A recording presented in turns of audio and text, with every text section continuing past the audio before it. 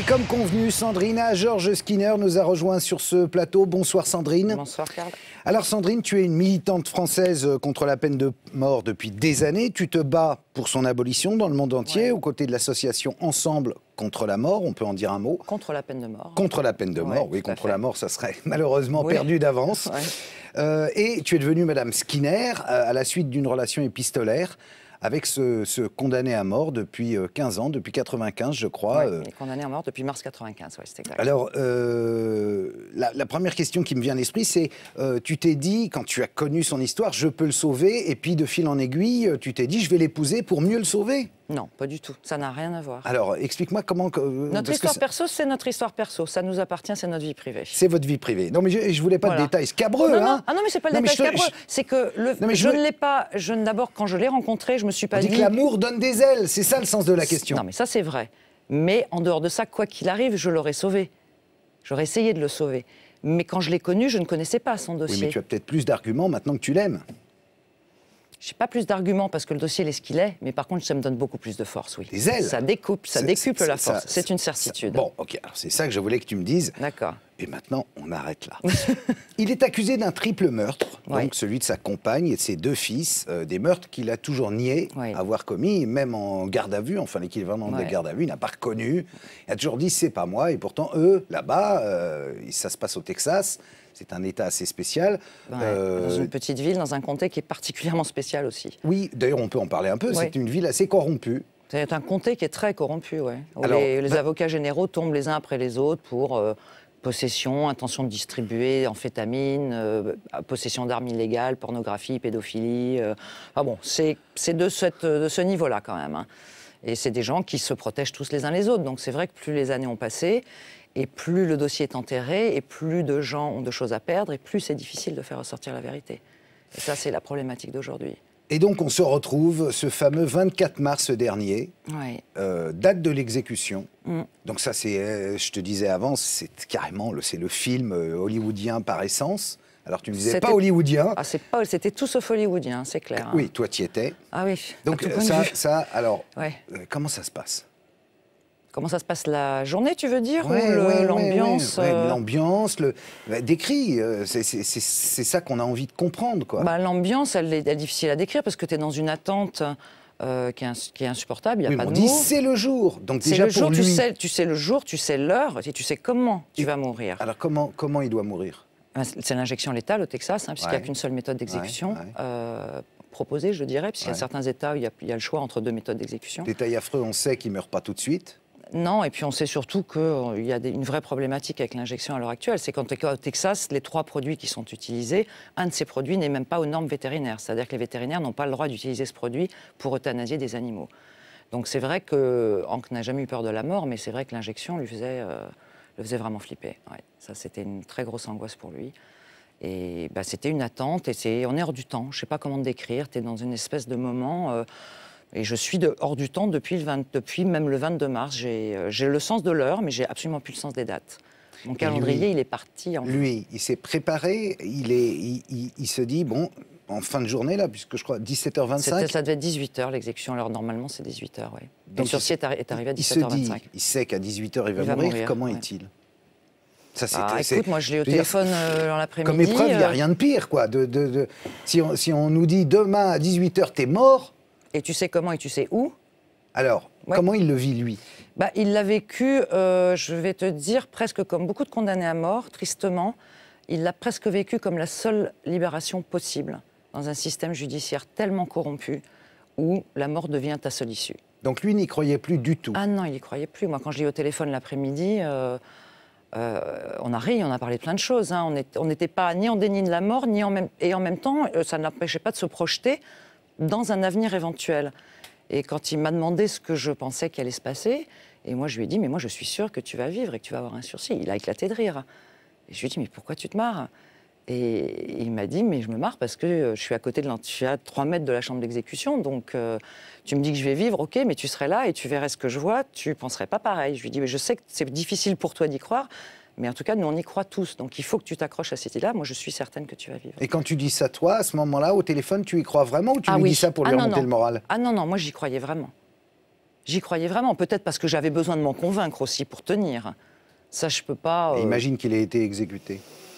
Bah, il aurait été exécuté, mais jusqu'au bout, j'y aurais cru. Et je l'aurais soutenu jusqu'au bout dans une démarche positive, productive. Et c'est vrai que ça a été... il m'a dit d'ailleurs, quand il m'a écrit après, il m'a dit, mais honnêtement, quand je l'ai appris, j'ai failli m'évanouir. J'ai lâché le téléphone, mon avocat m'a dit ça, j'ai lâché le téléphone, je suis tombée en arrière contre le mur, j'ai cru que j'allais tourner de l'œil. Et je lui dis, écoute, bah, moi j'ai mes jambes qui ne me tenaient plus non plus. C'était d'un seul coup, waouh, toute la tension, tous ces derniers mois, parce qu'il avait déjà une date en février qui avait été reportée à cause d'un vice de forme. Donc cette tension qui remontait, qui descendait, l'attente d'une décision de la Cour suprême sur son dossier qui n'arrivait pas, ce sursis qui est arrivé 25 minutes avant, et 2 mois jour pour jour, il a fallu attendre 2 mois chaque semaine une décision de la Cour suprême pour savoir si elle décidait d'instruire son dossier ou pas. Donc ça, c'est vrai que ces 2 mois, ça a été, en plus de ce qu'on avait vécu avant, ça a été très critique, et pour lui, et pour moi, et pour ses avocats. Mais nouveau soulagement, ils ont décidé de le faire. Enfin, parce qu'en fait, ce qu'il faut raconter, c'est qu'il demandait, lui, des expertises ADN. Il y a, je pense, des scellés qui ont été prélevés sur la scène de crime. 95% des scellés de la scène du crime ne sont pas testés, y compris les armes du crime, d'ailleurs. Ouais. Et en fait, au pénal, on lui a refusé à 2 reprises. Mais pour quelle raison? Parce qu'on est dans un jeu de procédure et que c'est une justice qui ne relève que de la politique. Et à partir du moment où... Donc, mais ça veut dire quoi? Il faut un quota de mecs qu'on envoie à l'abattoir? Non, c'est pas un quota de mecs qu'on envoie à l'abattoir, c'est que le jeu des cours d'appel, c'est on ferme toutes les portes, et si t'as pas un bon avocat qui sait utiliser la procédure et qui va trouver la faille pour ouvrir une porte, eh ben, je sais pas, je peux décrire ça comme un cercle, et le dossier est au milieu, les preuves sont au milieu, aussi incroyables soient-elles, si toutes les portes sont fermées, jamais elles ne seront admissibles. Et le bon avocat, tu le trouves comment? Déjà, en général, il faut avoir beaucoup d'argent. Ce qui n'est pas le cas de la plupart des condamnés à mort, j'imagine. Moi, je ne connais pas de condamnés à mort riches, personnellement. On a aussi des avocats commis d'office qui, pour certains, sont brillantissimes. Et Hank a la chance d'avoir 2 avocats qui sont brillants. Donc, à ce niveau-là, au moins, on ne peut pas dire que... Ce qui n'est pas très encourageant, de se dire que même avec des avocats brillants, au bout de 15 ans, tu es à 25 minutes de ta mort et tu n'as toujours pas pu obtenir de cassation. Par contre, la compétence des avocats fait qu'à 17h25, il a eu un sursis. S'il n'avait pas eu un avocat brillant, il serait mort. Il serait mort il y a longtemps déjà. Et le fait que vous ayez fait du bruit autour de cette affaire, le fait que depuis des mois et des années avant, vous en ayez parlé, ça a joué ou pas? Est-ce que ça a ébranlé les Texans corrompus dont tu me parlais? Je pense que ce qui les ébranle, effectivement, alors c'est évidemment pas au niveau de la Cour suprême de Washington, hein, la Cour suprême des États-Unis, a priori, on est en droit d'espérer qu'elle n'est pas ébranlée par des pressions quelles qu'elles soient. Par contre, au niveau des médias, des élus, des députés. Moi, j'en ai rencontré un certain nombre à Austin la semaine avant sa date d'exécution. Ils sont de plus en plus sensibles de l'image du Texas à l'étranger. Ouais. Ils le savent. Ils savent que déjà aux États-Unis, ils ont une image pitoyable. C'est considéré quand même comme un des États tiers-mondistes des États-Unis. La pression européenne, elle a joué. Les médias américains ont beaucoup suivi les choses parce qu'il y a eu énormément de médiatisation en Europe et Europe. On a même eu un papier en Chine, c'est pour te dire. Que la Chine parle du dossier de Hank, c'était quand même assez improbable. Ouais, en même temps, en Chine, ils peuvent pas donner de leçons, quoi. Hein. Ah ben non, d'ailleurs, le gouverneur du Texas est actuellement en Chine, à l'exposition universelle, en train de vendre le Texas. Alors, je ne sais pas s'ils vont échanger sur les méthodes d'exécution pendant qu'il est là-bas, mais voilà. Donc, c'est vrai que le fait que la Cour suprême ait accepté ce dossier, ça apporte un espoir, pas uniquement pour lui, ça apporte un espoir pour beaucoup de gens. De toute façon, si la Cour lui donne raison, ça ne lui donnera pas des tests ADN. Ça lui donne juste, ça lui ouvre une porte sur une nouvelle juridiction qui est le civil. Et alors, imaginons, tout se passe bien, on trouve un meurtrier, il y a d'autres pistes, j'imagine? Ah oui, des pistes très sages, mais tout le monde les connaît depuis le début, depuis même son arrestation. Et donc il y a des mecs en liberté qui font les... Alors dans son cas de figure, le mec en question, il est mort, il s'est tué dans un accident de voiture, mais on sait que dans un certain nombre de dossiers, où, puisqu'il y a maintenant 141 condamnés à mort innocentés aux États-Unis, que dans certains cas, les affaires n'ont jamais été résolues. Donc les meurtriers, effectivement, sont toujours en cavale. Et qu'il y a des gens qui ont payé 20 ans, 25 ans, 30 ans de leur vie dans un couloir de la mort pour des crimes qu'ils n'ont pas commis. S'il sort après 15 ans d'attente comme ça de la mort, tu penses qu'il arrivera à se réinsérer, à se réintégrer dans une vie normale? C'est très difficile de savoir. Ou est-ce qu'il sera un peu secoué à l'extérieur? Il est secoué par rapport à ça. Il y pense. Il se projette quand même dans l'avenir. Et en même temps, ça lui fait un petit peu peur, et en même temps... Et c'est quoi ses rêves? Il rêve quand la liberté, c'est quoi pour lui? La liberté, c'est déjà de ne plus être enfermé dans une cellule grise de 2 mètres par 3, 24 heures sur 24, 7 jours sur 7, où tu n'as droit qu'à mettre une seule photo au mur. C'est de pouvoir manger ce que tu as envie de manger. Il aime beaucoup faire la cuisine. Donc tout ça, c'est la liberté de se déplacer. Il a beaucoup de curiosité intellectuelle, il a énormément lu, donc il a envie de faire ces voyages-là, de remonter un peu le cours de l'histoire, des parties de l'histoire qui l'intéressent.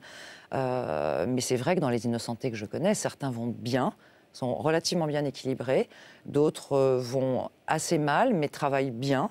Enfin, ils travaillent sur eux, ils communiquent énormément sur leur expérience, c'est important. Et puis, tu en as effectivement quelques-uns, pas beaucoup, tu en as quelques-uns qui sont suicidés, tu en as quelques-uns qui sont retournés en prison sur des tout petits délits, parce qu'ils sont ce qu'on appelle institutionnalisés et qui n'arrivent plus à se réintégrer dans le monde libre. Alors, ça sera la dernière question, j'inverse le débat. Là, on est dans le cadre de quelqu'un qui, visiblement, est innocent, donc c'est une erreur judiciaire. Qu'est-ce qu'on fait? C'est pas une erreur, hein. C'est un choix délibéré. Là, on n'est pas dans une erreur judiciaire. L'erreur judiciaire, elle est possible partout dans le monde. Tu veux dire de la part du jury? Dans son dossier. Ouais. Non, pas du juré, des jurés. Ça a été un choix délibéré politique dans ce comté d'arrêter ce mec et de lui faire payer pour un crime qu'il n'avait pas commis. Donc la question, c'est qu'est-ce qu'on dit à ceux qui, par exemple, aujourd'hui en France, réclament le retour de la peine de mort pour les assassins d'enfants, par exemple? Eh ben, on leur dit qu'il va falloir qu'ils fabriquent dans leur garage la machine à remonter le temps et qu'ils vont repartir au 19e siècle et qu'ils y seront les bienvenus. Mais que l'avenir, elle va vers un monde sans peine de mort, et c'est inévitable. C'est pas une question de est-ce qu'un jour il n'y aura plus la peine de mort dans le monde, on le sait. L'abolition universelle a beaucoup avancé. Depuis 20 ans, il y avait 50 pays abolitionnistes il y a 20 ans, aujourd'hui il y en a 139. Ouais. Donc ça donne quand même une tendance très forte. Y compris la Chine, y compris ces pays-là. Bien sûr. Et de toute façon, ces pays-là, ils n'aboliront pas. Alors l'Iran, c'est vraiment une problématique particulière parce que c'est une politique de la terreur et la peine de mort est l'instrument de cette politique de la terreur. Je pense que si on parle des gros pays, on pense Chine, États-Unis, Japon. J'écarte un peu la Chine du système des démocraties, si on doit appeler ça des démocraties. Mais de toute façon, ces pays-là, à un moment donné, n'auront plus le choix. C'est soit ils vont être leaders et ils vont prendre une décision et ils vont abolir, soit ils vont être de plus en plus isolés et quand ils vont se retrouver sur une petite liste à 2 balles avec le Yémen, l'Iran, l'Arabie Saoudite, ils vont perdre de leur crédibilité internationale et ils seront obligés d'abolir. Donc elle est inévitable, l'abolition. Sandrine, merci d'être passée sur le plateau de BFM TV. Rendez-vous demain, 20h30 pour le Sarko Info, suivi bien entendu d'un autre invité de Marc. À demain.